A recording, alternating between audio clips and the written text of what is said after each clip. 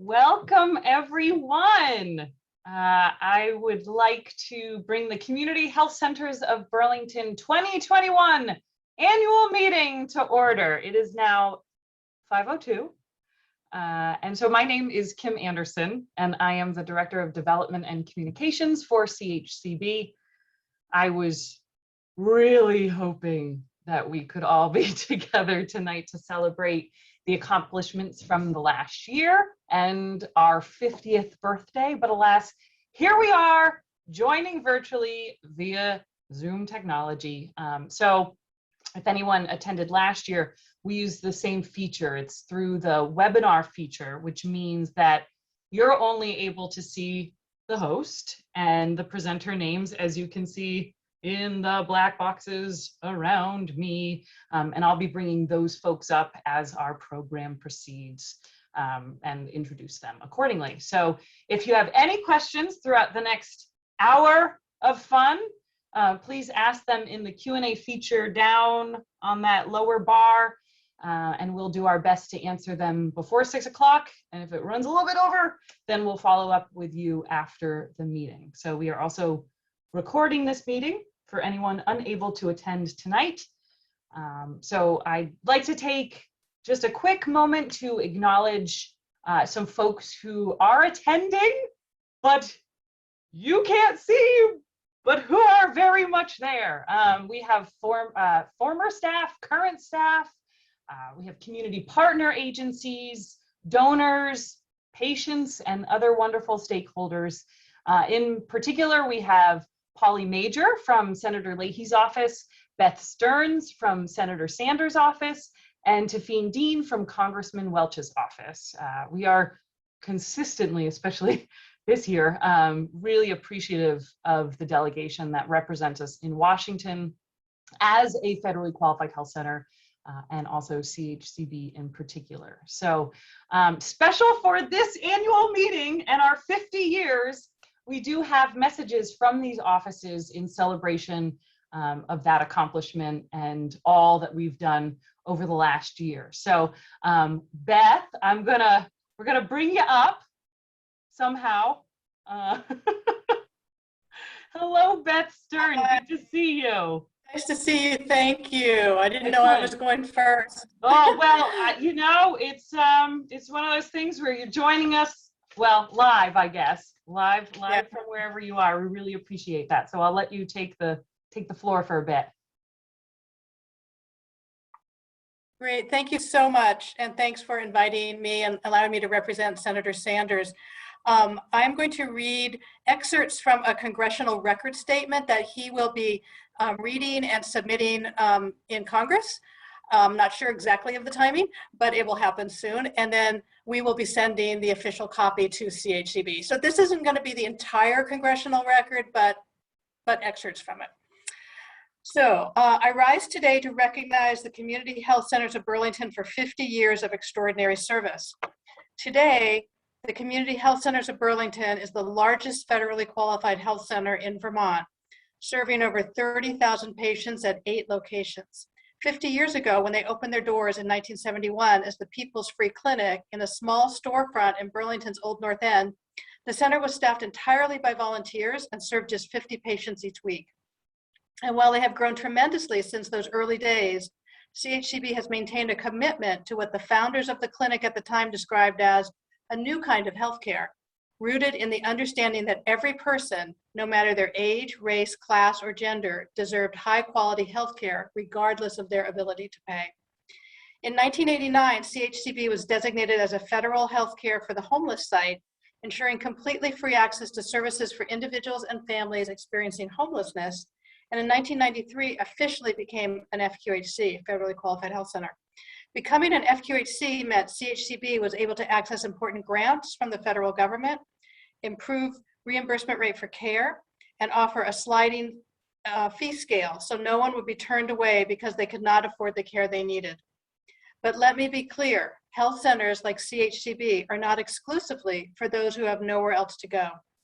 For many people living in the Burlington area and across Vermont, community health centers like CHCB are the provider of choice because they provide timely access to high quality care in community-centered clinics. In fact, today, approximately 1/3 of all CHCB patients are covered by private health insurance. Another reason that FQHCs are so popular and used by so many people in Vermont and across the country is that they also provide dental care. CHCB first incorporated a dental program into its main site in 2004, and today, 7,000 patients receive dental care at one of 3 CHCB locations. Further, in addition to offering primary care and oral health care, FQHCs offer mental health care and substance use disorder treatment, as well as low-cost prescription drugs. It is clear why nearly 1 in 3 Vermonters rely on FQHCs like CHCB for their care. The Community Health Centers of Burlington is an excellent example of why federally qualified health centers are so important. To my mind, there is no question that healthcare is a human right, and health centers like CHCB play an enormously important role in making sure that no one is denied care because of their income. To the staff at CHCB, I want to say that I know that your hard work and dedication is at the heart of CHCB's success. It is not always easy to work in primary care, and I am grateful for your efforts. And as you take time to celebrate your many successes over the past 50 years, I know you are also looking toward the opportunities and challenges that lay ahead for the future. I look forward to continuing to work with you to tackle the challenges, like further expanding access and care, reducing costs, and recruiting and retaining a talented workforce dedicated to primary care. I will also stand with you as you find new opportunities for success and growth. While the issues we face are enormous, I know that community health centers like CHCB are a key to solving them. I sincerely congratulate the entire Community Health Centers of Burlington family on this momentous occasion. Wish you another 50 years of delivering compassionate, professional, and innovative healthcare services to your fellow Vermonters. Thank you so much. Oh, excellent. Thank you, Beth. What an honor from our stalwart supporter, Senator Sanders. So thank you very, very much. Yeah. So additionally, we do have a recorded special message from Senator Leahy. And so Maggie, who is our annual meeting 2020 box, she's the brains behind all this technology. She's gonna start the video and we'll hear a message from Senator Leahy.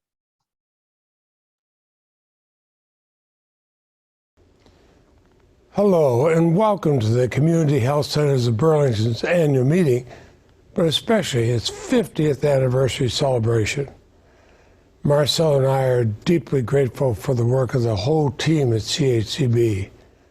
Whether you're providing affordable primary care or offering access to essential services like dental care, or reaching out to new American communities, or providing health care to the homeless, you're there for Vermonters. And you make Vermont a healthier place. Thank you. And I'm particularly impressed by your efforts to expand dental care to the Champlain Islands. I serve as the chair of the Senate Appropriations Committee, and I've requested that $1 million of federal funding be included in next year's spending bills to support CHCB in establishing a desperately needed new dental clinic. The funding is not yet passed, but I'm going to do all I can to pass the spending bills so that this support can reach critical community projects all around Vermont, like that particular project. You know, I've heard for years about the need for local dental care on the islands. I'm grateful to CHCB because of your commitment to meeting that need. I'm also glad you're going to be hearing from my good friend Governor Howard Dean this evening. Governor Dean's efforts to expand health coverage to pregnant women and children through the Dr. Dinosaur program marked a significant step towards Vermont's vision of building a quality, equitable, and accessible healthcare system. And this system relies on community health centers like CHCB. We all know that time and time again, CHCB has stepped up to meet health needs in the Burlington region. And as we celebrate CHCB's last 50 years, but also look forward to the organization's bright future, I know we're all proud and grateful for your work, and I say thank you.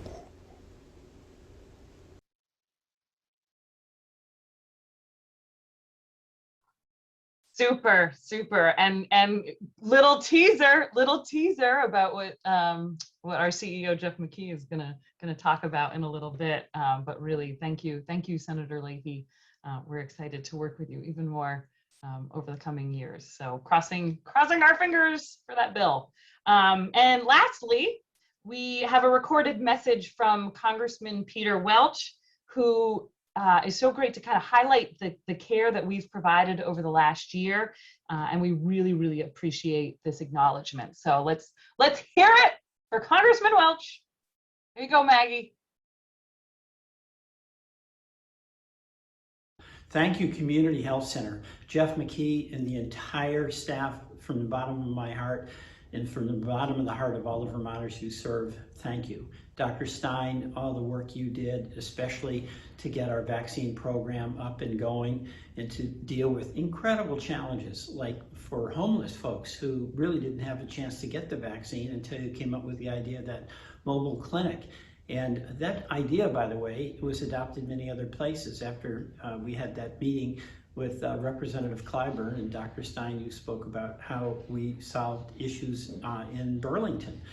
You know, it's hard, 20 months, and every day you have to be doing your work with people who are vulnerable and anxious, and you have to be working with people who have been exposed to COVID. You have to do your best to keep yourself safe.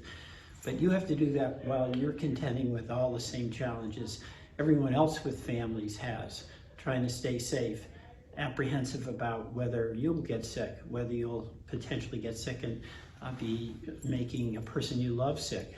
So you were on the front lines. You did your job. You made a difference. Let's hope that this will soon be behind us, but obviously we can't relent. But I want to express to you a gratitude that I believe is representative of how so many Vermonters appreciate your work. Thank you very much. Super. Thank you, Congressman Welch. Yes, and all of the CHCB staff over the last year, for sure. I joke that when I think about the last year, I now know why I keep saying that we're all tired. So thank you again to all of our congressional delegates.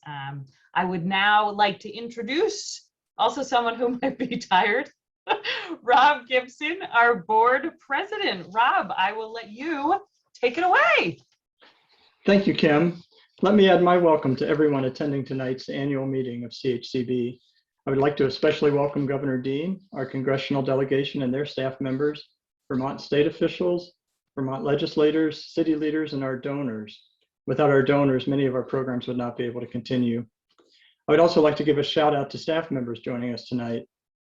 As we near the end of our second year in the COVID-19 pandemic, I am confident that I speak for the full board when I say a huge thank you to the staff at CHCB. Time and again, you have demonstrated your resiliency, bravery, and above all, a deep care for our patients. As president of the board of directors, it gives me great pleasure to announce 3 new board members since we last met. In alphabetical order, Noma Anderson, Tim Ash, and Hemant Giesing. Dr. Noma Anderson is the Dean of the College of Nursing and Health Sciences at the University of Vermont.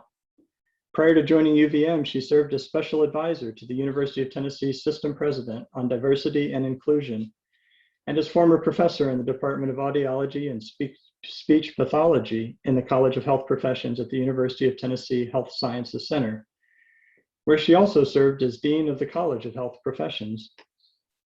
Prior to that, Dr. Anderson had an impressive career in Florida and at Howard University. We are privileged to have her on the board. Tim Ash is the Deputy Auditor for the state of Vermont and a former Vermont Senator, where he served 2 terms as President pro tempore. Tim's government service spans the local, state, and national levels, where he has developed a keen understanding of policy and how it impacts people in their daily lives. Tim also contracts with nonprofits to provide project management services on affordable housing development projects. Tim's passion aligns with CHCB's to ensure that everyone has access to high quality, affordable healthcare. Dr. Hemant Giesing is a former refugee from Bhutan who came to Burlington in 2011 through the U.S. Refugee Resettlement Program. Hemant's story is an inspirational story of endurance. Prior to coming to the United States, he worked as a volunteer teacher and devoted a number of years of community service in a refugee camp and in the United States. Hemant received a Doctor of Education degree in Educational Leadership and Policy Study from the University of Vermont, with a research focus in post-secondary education for refugees, immigrants, and low-income communities. Having undergone harsh refugee conditions in Nepal, Hemant strongly believes education is a means for survival, and the change it can bring to self and the world is tremendous. Please join me in a virtual welcome for these new members. We also had 2 members, Rachel Lee Cummings and Saeed Motahari, who left the board this year for personal reasons. At a meeting earlier this evening, the board elected its officers for the upcoming year. I will continue to serve as president, Beth Seitler as vice president, Holly Mariglione as secretary, and Eric Cradaville will serve as treasurer. The board currently has 4 unfilled seats and would welcome applications from any of you who are interested in serving CHCB in this capacity. In the spring, the board and staff engaged in a comprehensive strategic plan, which has provided us an operational framework for the next 3 years. Year 1 is focused on building security and stabilizing the organization. Year 2, building on our strengths. Year 3, growing for the future. The goals and strategies identified during the planning phase have been distilled into action plans with owners and timelines for implementation. During the last year, CHCB has been fortunate to receive supplemental COVID-19 funding. These funds and a strong financial footing from which we had started has enabled CHCB to look at expansion opportunities that align with our strategic plan. Jeff will speak more fully about these, and you've already heard of some, but we're looking at establishing a footprint in Essex Junction, adding a pharmacy at a Riverside location, and bringing dental services to the Champaign Islands. A lot is happening at CHCB as we work to increase our capacity to provide excellent care to our patients. I also want to highlight the work of the Justice, Equity, Diversity, and Inclusion Committee and the work that they are doing. We are undergoing an organizational equity audit, and if you've not been invited to participate, I would encourage you to do so at this time. We're going to put the link to the equity audit in the chat, so you'll have it there for your reference. I would encourage you to take a few moments to fill this out. This is really important for us. Now, this time last year, Dr. Jeff McKee was a newcomer to us, but in the last year, he has guided the organization through a strategic plan, filled out the leadership team with extremely talented leaders, kept the organization on strong financial footing, and has embarked on an expansion program to expand the healthcare capacity of our organization. With that, let me turn it over to Jeff for his update.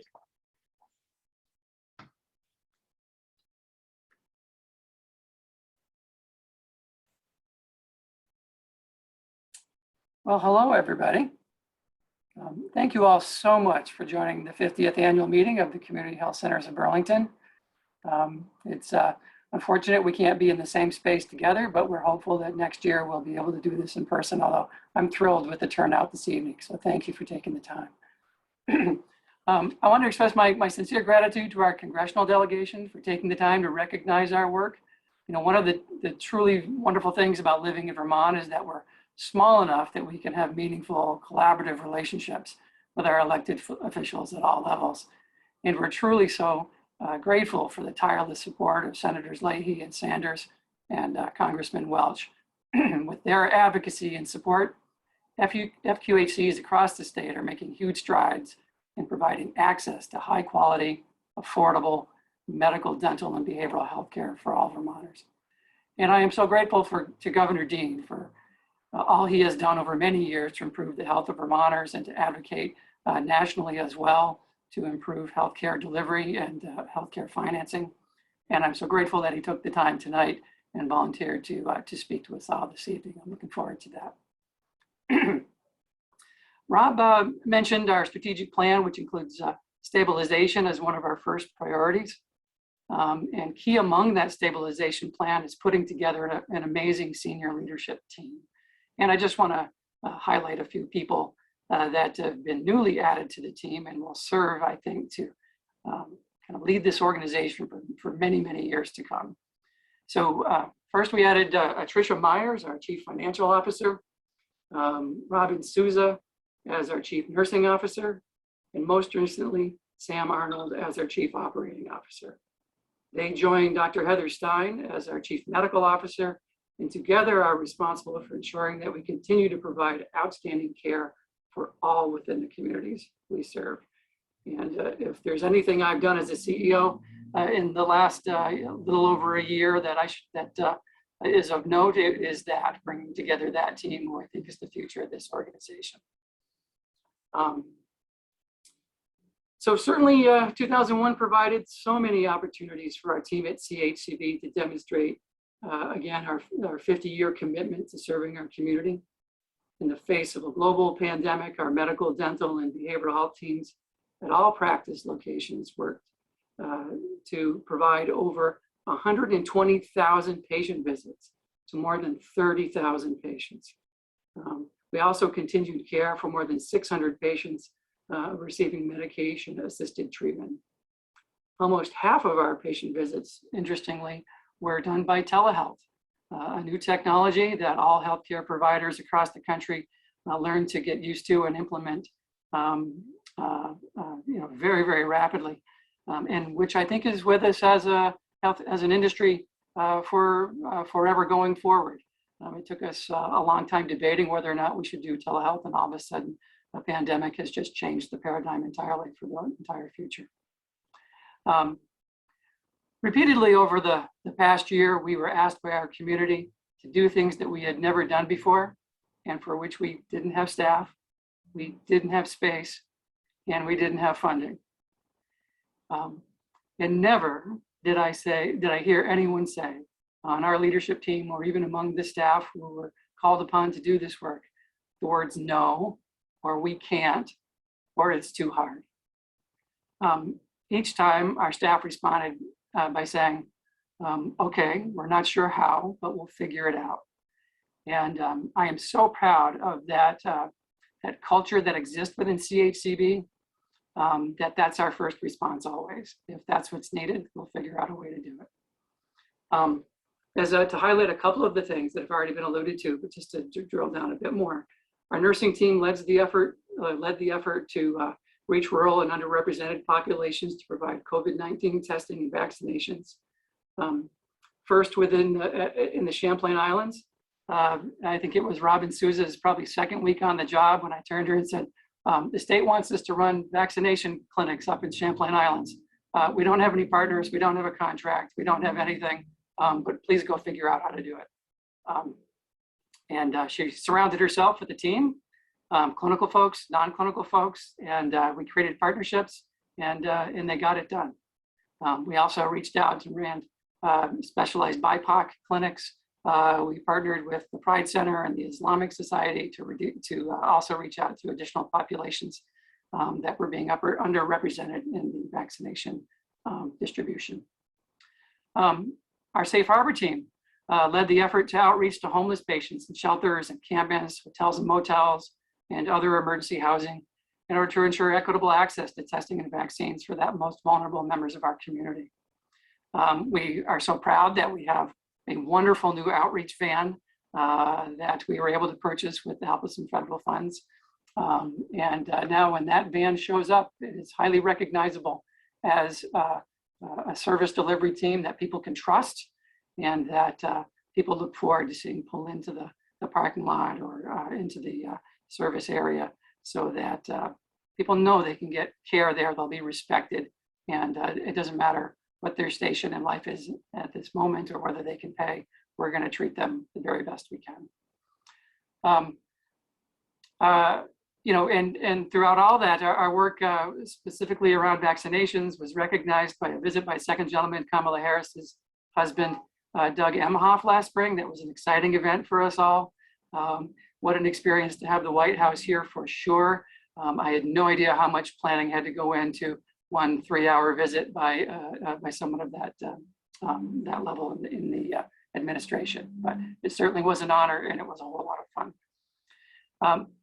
So now as we emerge slowly from the pandemic, our attention is turning to the future and how we can continue to serve the needs of the community for hopefully another 50 years and beyond. We are excited to announce plans to open a new location in Essex with federal funds helping to renovate an existing facility there. We're anxious to begin providing services of the FQHC and bringing all of the services to bear that the FQHC has to offer to the residents of Essex and neighboring communities. Right now, we expect that we will begin breaking ground on the renovation sometime in December, and we are hopeful that by late spring, we'll be providing clinical services out of that location.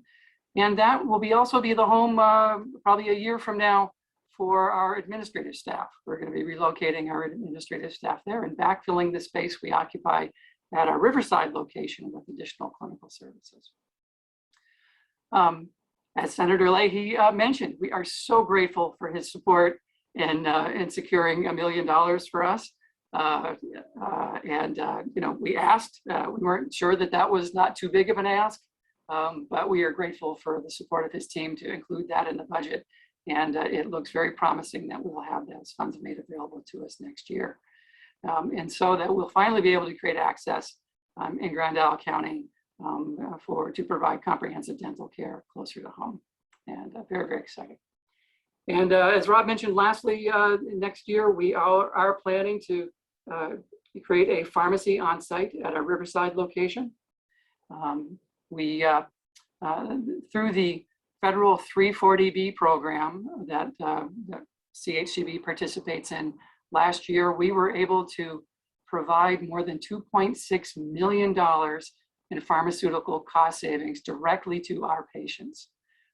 We have a plan to provide low cost and free medications to those who can't afford them. And we plan to expand that and make sure that every patient has the medications they need before they leave our office. We will continue to grow that amount of commitment back to our community. And so while we strive to meet the needs of the community, we also want to be sure that as we grow, we continue to live the values of the organization.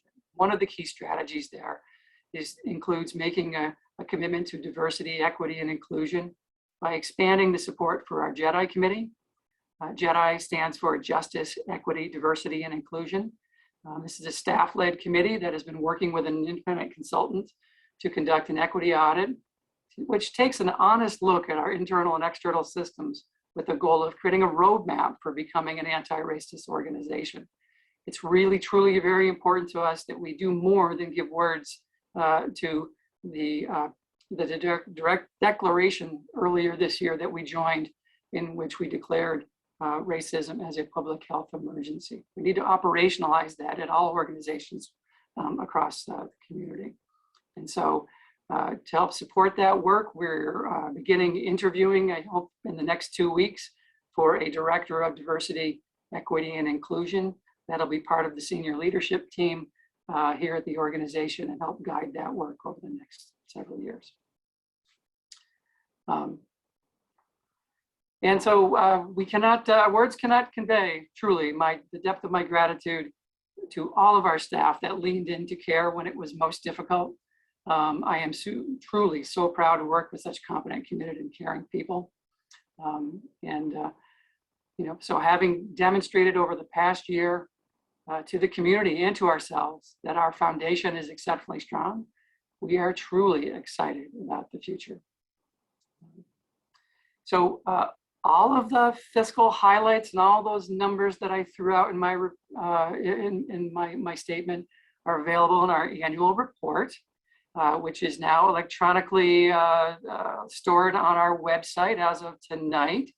And so people can log on and to our website, chcb.org, and find that annual report. Many of you probably received it in the mail already, but if you'd like to look at it or refer back to it, it will be posted. It includes financial highlights in numbers and statistics, but I will kind of pass this off to Eric Cradaville, our board treasurer, who will do a recap of our finances for the year.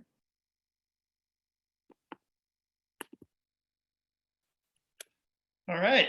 Hello, I'm Eric Cradaville. I'm the treasurer of the board of directors. And so I chair the finance committee.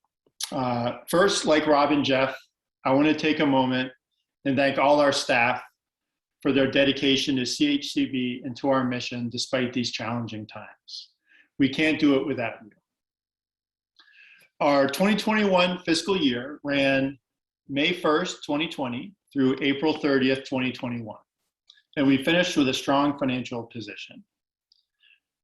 Davis and Hodge & Associates worked with our finance staff and our board and completed our annual audit successfully. CHCB was found to be materially compliant with generally accepted auditing principles. And so they issued an unqualified audit opinion for fiscal 2021. And that is a good thing. Speaking of good things, this fiscal year saw an enhanced focus on data as we maximized technology investments and developed the necessary infrastructure to generate the analytics needed for data-driven decisions as we move forward. Now, speaking of not so good things, COVID. While COVID-19 brought no shortage of challenges with it, it also brought more funding opportunities than ever before. Federal funding and donor generosity helped offset the revenue loss caused by COVID-19 restrictions and visits, and also for inadequate payer reimbursements for telehealth appointments throughout most of last year. And as you can imagine, there were a lot of telehealth appointments. Now, while this wonderful support has helped our bottom line, it's actually of greatest benefit to our patients.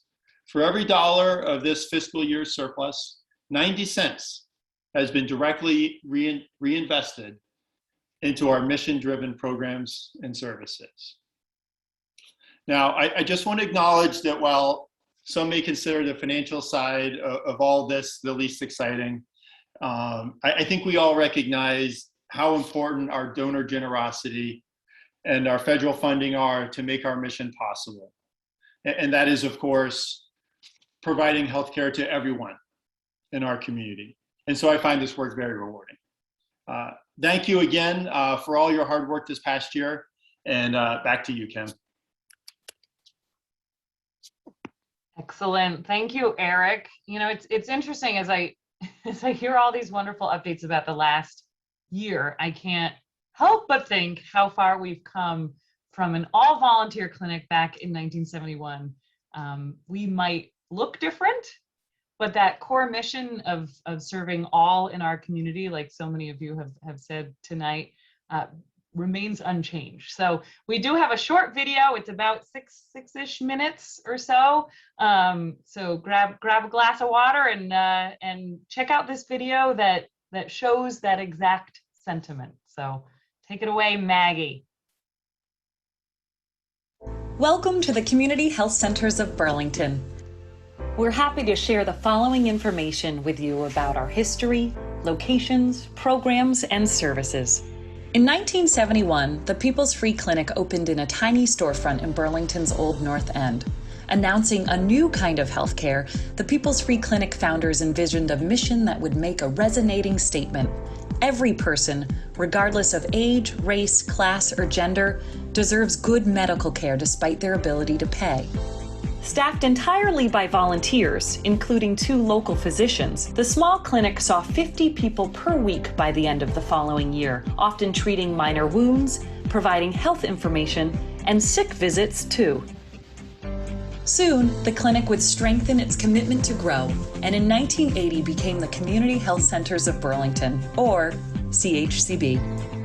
CHCB was officially awarded the federal status of a Healthcare for the Homeless Program grantee in 1989, and today remains the only organization in Vermont with this designation. This ensures completely free access to healthcare for individuals and families experiencing homelessness. CHCB was then designated Vermont's second federally qualified health center, or FQHC. As an FQHC, we are required to offer services like the sliding fee scale, a financial assistance program which determines the amount a patient pays based on the amount they make, up to 200% of the poverty rate. Even if you have insurance, if you have a high out-of-pocket deductible, you may still qualify for assistance from the sliding fee scale. Also, as an FQHC, we are required to have at least 51% of our board of directors comprised of patients, ensuring those who are approving our policies at the highest level are in the best position to give feedback on the patient experience. In 2001, we moved into the space that would become our flagship main facility on Riverside Avenue. And in 2004, we began offering dental services. It was at this time we also opened our school-based dental center. This serves any uninsured or income-qualifying student in the entire Burlington School District. This removes not only financial barriers to dental care, but transportation barriers for parents without vehicles or time off to take their kids to appointments during the day. Part of our homeless healthcare program is also our Pearl Street Youth Health Center for patients ages 10 through 30. This location specializes in serving at-risk or homeless youth totally free, providing them access to medical, dental, and counseling services at no cost. In 2009, we received a generous and competitive federal grant to renovate our Riverside location. We demolished and rebuilt the space into its current form in 2012. The tremendous growth of this new Riverside Health Center allowed for more than 400 new patients per month to make CHCB their healthcare home. It also allowed us to increase our programs and services, notably integrated psychiatry and counseling and treatment assistance for patients struggling with alcohol and drug use disorders. During the same year, CHCB established our first rural practice in Grand Isle County, ensuring access to care for 3 surrounding towns after the sole physician in the area retired. This practice transitioned to a new site in South Hero in November of 2016, operating as the newly renamed Champlain Islands Health Center, and expanded access to care even further for residents of southern Grand Isle County. 2016 also saw the addition of Burlington Primary Care, since renamed our South End Health Center, and welcomed Good Health Internal Medicine in South Burlington to the CHCB family. The following year, the South End Health Center added a dental center, transferring dental operatories from the Safe Harbor Health Center. Throughout the year, CHCB collaborated even more with community partners by establishing the Permanent Housing Program at Beacon Apartments and the Bon Vouloir Medical Respite Program for individuals experiencing homelessness. Winooski Family Health joined CHCB as our 8th location in May of 2017. Located in our medically underserved area, this partnership extends the federally qualified health center services to their patient base while uniting our already aligned missions of care. Throughout all of the facilities' growth, specialized programs like our maternal child health program and our transgender health program have flourished. We created a BU specialty clinic for the broader LGBTQ+ community, as well as a child psychiatric consult clinic for external providers to refer to CHCB's specialty and availability. In 2020, CHCB met the global pandemic caused by COVID-19 head-on. From testing to vaccinations, CHCB's staff rose to the occasion and worked tirelessly to meet the ongoing needs of their 30,000 patients. A soft introduction of telehealth technology throughout the prior year allowed CHCB to quickly respond to the immediacy of COVID-19. By mid-May of 2020, nearly 85% of CHCB's total scheduled visits were via telehealth. Additionally, we began offering curbside visits to enable access for acute needs while further ensuring the safety of staff and patients alike. CHCB partnered with the state of Vermont to offer COVID-19 testing and vaccines with a focus on reducing disparities throughout the community, from rural clinics in the Champlain Islands to BIPOC and LGBTQ+ focused clinics in Winooski and Burlington. Additionally, our homeless healthcare program outreach team utilized their brand new CHCB van to ensure community members experiencing homelessness or living in emergency housing in hotels or motels had equitable access to testing and vaccines. CHCB's story is one of continued growth, now caring for over 30,000 patients.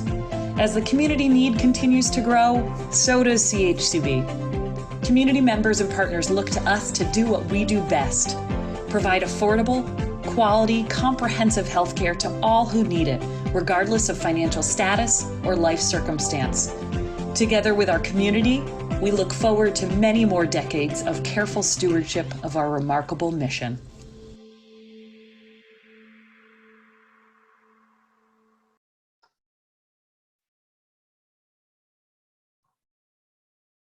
Oh, I love that. Not just because the voiceover work is really good. It's really good, that voiceover work. Anyway, hope you all enjoyed that. So now on to someone who experienced the inner workings of CHCB as a physician in our early years, and then went on to make quite the splash in Montpelier. Is that, I probably should say it better than that, but it was quite the splash.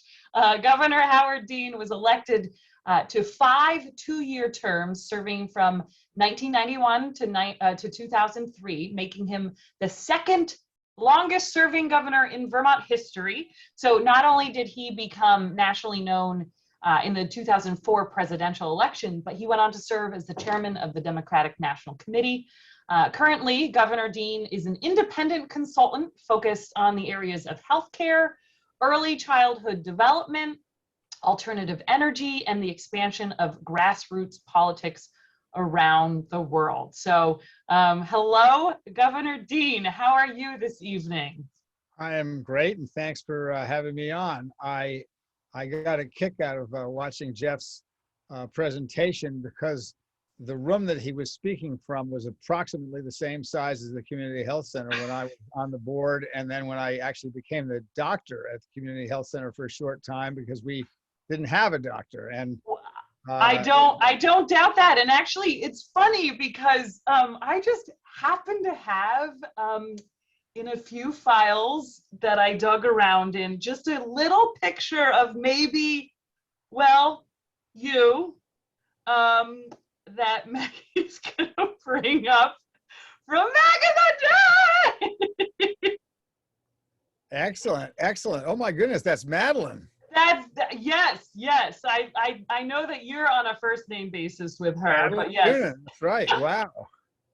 So I just thought you would get a kick out of that. So so thank you, Maggie, for finding that, and I hope you got a kick. But so when we talk, Governor Dean, when we talk about grassroots in the introduction of you, I bet you probably have kind of some thoughts about how CHCB started, how we've evolved, and kind of the importance of that safety net healthcare work that we do. So I'll let you take it from here. I'm actually gonna mute myself, take off video, and you can. I feel very confident that you can handle this. Well, actually, you know, what we're going to first do is a history lesson about Vermont.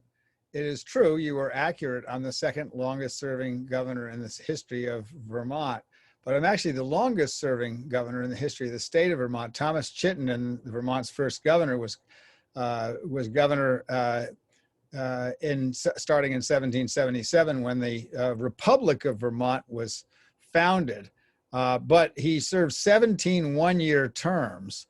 And I think 9 of those terms were when Vermont was a republic. So he served 7 one-year terms when Vermont was a state.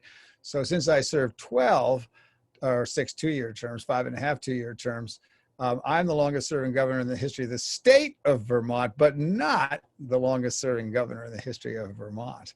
I always like that introduction, because most people forget that Vermont was an independent republic for 14 years. So let's talk more about the history of the health center. The Community Health Center actually started out as a so-called free clinic, a movement that started in the 60s to deal with the large number of people who had no health insurance whatsoever. And by the time I got here, it was pretty well established. We were in a storefront with 1 additional room in the back and 1 lavatory for both patients, physicians, and nurses, and so forth, of which there weren't too many. There were a fair amount of patients, but there weren't too many. I think Jed and Gooch saw most of the patients before I did, or before the other doctor did. The doctors would come in, usually not full time. I certainly wasn't full time because I had a practice of my own. And we would check over the records and see really difficult patients that we couldn't quite figure out. And then, I mean, the great thing about the health center was it was taken over then, or it became the root of the community health centers, and now is a really ongoing great operation. As you just described, I happen to be a patient at one of the offices. So it's just an incredible organization. And I would argue it's the most important organization of for healthcare in the state because of the ability to grant care to people who otherwise wouldn't have any. And I do want to, I know that all the Vermont politicians have had a shot at helping, and they've been incredibly helpful. I want to give a shout out to Bernie Sanders. One of Bernie Sanders' most significant accomplishments in his career in the Senate will end up being, and has been, a $10 billion amount of money to FQHCs all across the country. It gave a huge boost, put a lot of them on a sound financial footing, which they hadn't been on for a long time. It's really critical. You know, it is an embarrassment to be in this country without a universal health insurance program. It is true that we were able to ensure health care to all kids under 18, essentially all kids under 18 and pregnant women. But through a Medicaid expansion that was given to us by Bill Clinton, but that's really not nearly enough. And I think we just missed universal health care by a single vote in the United States Senate when the public option was turned down. Had that happened, we would have had universal health care today. And interestingly enough, I think 2/3 of the people would have chosen to be in Medicare. So the country has evolved, but awfully slowly on universal health care. The community health centers make all the difference.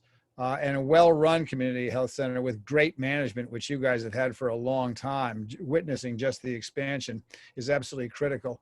When I was governor, we did start to put dental clinics in the poorest schools in the country, in the state. And that, I'm so glad that you all are doing that, and I hope you'll do more of it. One of the most interesting things is dentists are small business people. So I thought we were going to run into a problem with the dentists when we did this. But the fact of the matter is they were grateful, because the most difficult population for dentists are kids on Medicaid, because they have an appointment. They don't often get there. The families may not have a car. The car may break down. And so putting them in the schools in the lowest income areas around the state, putting dentists in, which we did by having the state buy the equipment and getting retired or half retired dentists to go in and service the patients. It's so much easier to get a fourth grader to come down the hall and skip a half an hour of class and get their teeth done than it is to have a practice and schedule the patients. The dentists liked it because they otherwise have blank holes in the unexpected holes in their schedule, and Medicaid reimbursement wasn't very good in the dental community. But the dentists who practiced in the schools loved it because they were semi-retired, most of them, and they felt really good about giving back to a community that really needed it. Obviously, it was helpful to the community, and there were a huge drop in no-shows because the kids were right there. I hope that program is going to continue to expand. I'm not sure where it is now, but it was a great, great program. We had them in Bennington and Brattleboro, Burlington. I can't remember. I think we had one in St. Albans, and I can't remember where the other ones were. But that is absolutely critical. I am incredibly glad that the community health centers have gotten into dental care. Dental care is medical care, and bad oral problems, especially in kids, end up causing lots of what we would call medical problems. I happen to think there's not that much. There's a lot of difference in how the two practices are structured, but there's not much difference. I mean, oral health is health, and we need to think about comprehensive dental care as well, especially for kids, as well as universal health care. So this is the most important organization in the state of Vermont when it comes to healthcare. You're leading the way. You're doing the things for the people who need it the most, and you're doing it right. You're fiscally stable, which is really hard to accomplish. And I just appreciate the management. I appreciate the healthcare, which is excellent, which I also get some of. Hopefully not any more than absolutely necessary. And this is a wonderful organization. I want to thank all of you who are at this annual meeting who support it, all of you at this annual meeting who work there, and particularly the leadership, both the board and the executive functions. This is a big deal. And again, it's probably the most important healthcare organization we have in the state of Vermont, because you're dealing with the people who need the help the most. So thank you very much. And I suspect that questions and comments are not in order. But I'm happy to do this, and thanks for inviting me. Super, super. So yeah, so thank you. That's wow. It's always so nice to think about where we've come from, where we're gonna go, and to have someone with such experience and support of our work. That said, if anybody does have a question, they can put it in the Q&A feature right down there, and we can read it. It is a public. I think maybe I can see it first and then I click things, but nobody's really asking questions, which I think maybe we're just celebrating. Maybe we're just celebrating. I did bring Rob and Jeff back up. So if you guys have any questions or comments or anything from our program this evening, we have. I'll make one comment. On second look, Jeff's room is much bigger than the old original community health center.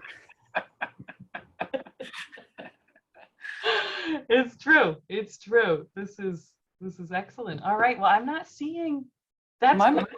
I'm not sure it's clear how to enter a question. Oh, you click the Q&A button right down on the bottom. That Q&A, and you type it in, and then we can all see it. Similar to the chat function, not on a webinar. Okay. On a normal Zoom, but I think maybe that's it. Maybe we answered everything, and people just want to celebrate with us. You know, I do hope we do have something in person, maybe over the summer, to celebrate these 50 years. And oh, yay, Jesse Robbins has something. He just wrote, "Congrats on 50 years. It's great to hear about the pharmacy at Riverside. What's the time frame to introduce that?" That's a $1 million question. There will be. And will there be similar services in other locations? And will this be retail pharmacy or for patients? Jeff, you want to field that one? Sure. So the pharmacy will be primarily for our patients. That's the way we're building it. We're not going to be marketing it more broadly than that. There won't be, technically it's a retail pharmacy, but we won't be having the other kind of trappings of a CVS or a Walgreens. It really is just about the medications. And we are hopeful. We're looking at the timeline in that. We're working with some partners, but we're hopeful that it might open up, if all goes well, in the spring of next year, hopefully before Essex, but if not, shortly after. Excellent, excellent. And it looks as though we have another question from Wayne Morkin, a CHCB provider here. For longer than I've been even here. What do you see as next steps for recovery from the pandemic in Burlington? What so many next steps, right? Yeah.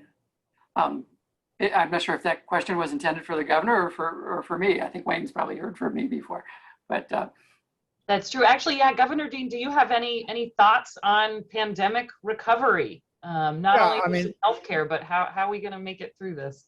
Well, I think vaccination is the key, and we've done well with that. I'm extremely encouraged that we have the 5 to 12-year-olds coming up probably in the next couple of weeks. That's really important. You know, the coronavirus is going to be with us for a long time. This is not going to go away. I think at some point, hopefully, it'll end up being like the flu, which is a bad disease, which does kill people, but is manageable every year by getting flu shots.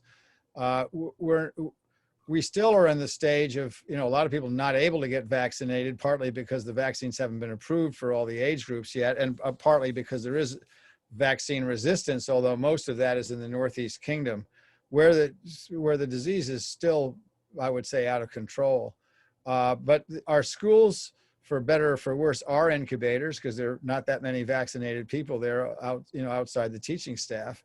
And until we get and these vaccines are great. I mean, there's been very little side effects. So until we get a comprehensive vaccination program that's not sort of fly by the seat of your pants, which is what we've had to do for the first year since human beings have had very little exposure to coronavirus in the past, until that becomes a routine, the pandemic is not going to be over. But I do think that, especially in Vermont, and especially with the new addition of these vaccines for kids, that we're getting towards the end of it, although obviously we have to keep our guard up through the winter. Excellent, excellent. That sounds positive, and that is how I will like to end this meeting. So Governor Dean, truly, what an honor. Thank you very, very much. Thanks for having me.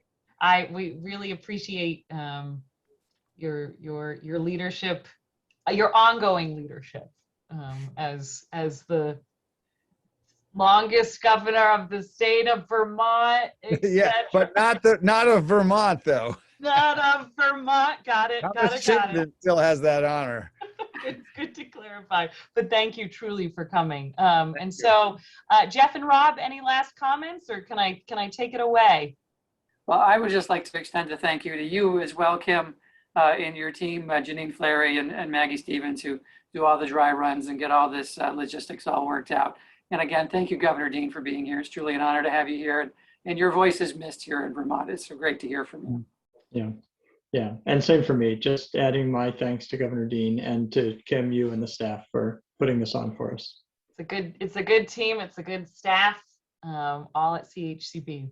We really, it's, I always say it takes a special person to work here. And we have a lot of special people. So thank you to you all. Again, thank you to my team.